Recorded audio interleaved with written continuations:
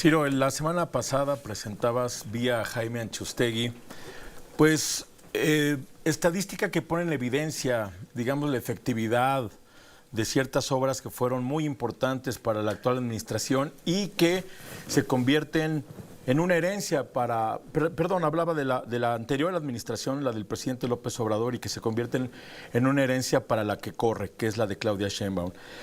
En sintonía con eso que presentaron, escogí, Ciro, ahora que estamos hablando de presupuestos y de dineros que entran y salen, 3 obras para saber cómo les va a ir en dinero el próximo año, según la propuesta que presentó la Secretaría de Hacienda el viernes por la mañana. Y empiezo con el Tren Maya. Ya hablaban la semana pasada de que el promedio de cada viaje del Tren Maya es de 6 personas. Bueno, a pesar de eso, le van a dar más de 40,000 millones de pesos. Este Tren Maya es una caldera, Ciro, es decir, sigue tomando y absorbiendo presupuesto, dinero público todos los años. En este que está por terminar, 2024, el Instituto Mexicano para la Competitividad estimó el sobrecosto del proyecto en 228%, es decir, pasó de 156,000 a 500,000 millones de pesos y le siguen dando básicamente para que preste su servicio de transporte y para que se le provea de suministros y provisiones para construcción y fortalecimiento de la infraestructura. ¿Qué significa eso? Significa que necesita dinero para caminar y que necesita dinero para completar la ruta porque es una obra que está inacabada. La segunda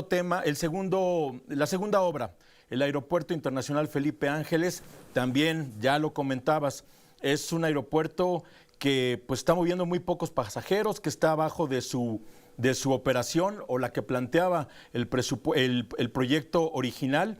También va a recibir 924 millones de pesos. Me llama particularmente la atención porque 2 veces durante este año, en junio y hace apenas unas semanas, ya estando en noviembre, su director, Isidro Pastor, decía que ya eran autosuficientes, que ya no necesitaban recursos fiscales para operar.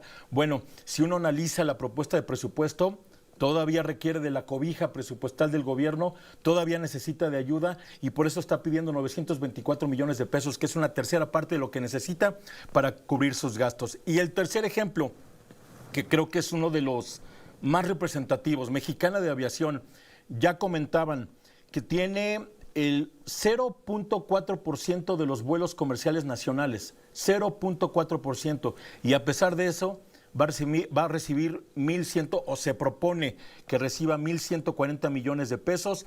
El próximo mes cumple un año en operación y pues básicamente atenernos a lo que plantea justamente este Instituto Mexicano para la Competitividad, que lo resumo en una frase: si un proyecto no es rentable económicamente, podría serlo desde el punto de vista social. No aplica para ninguno de estos 3 ejemplos, ni para el Tren Maya, ni para el AIFA, ni para Mexicana de Aviación. Y ya como apostilla, algo que nos gusta o que a mí me gusta seguir mucho, que es la más maldita de las obras malditas. Pues, ¿qué crees? También pide dinero para el próximo año. El tren México-Toluca. El tren interurbano México-Toluca también pide 1,556 millones de pesos. Es decir, para terminarlo, Ciro, porque le faltan 2 kilómetros para llegar a la terminal observatorio, para terminar la parte que le corresponde de este centro multimodal en observatorio. Y una vez más, ¿cuál es el sentido de esta obra? Y te voy a dar un dato muy reciente. Entre viernes y sábado, el tren interurbano, la estación Santa Fe del tren interurbano que inauguraron a principios de septiembre, dejó de funcionar casi 5 horas. Sí.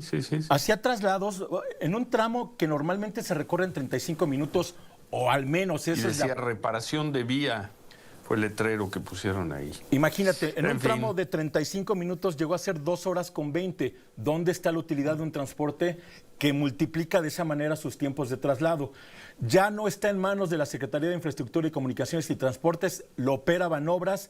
Le preguntamos 1000 veces durante el viernes de qué era el problema, a qué se referían, cuál era la bronca técnica.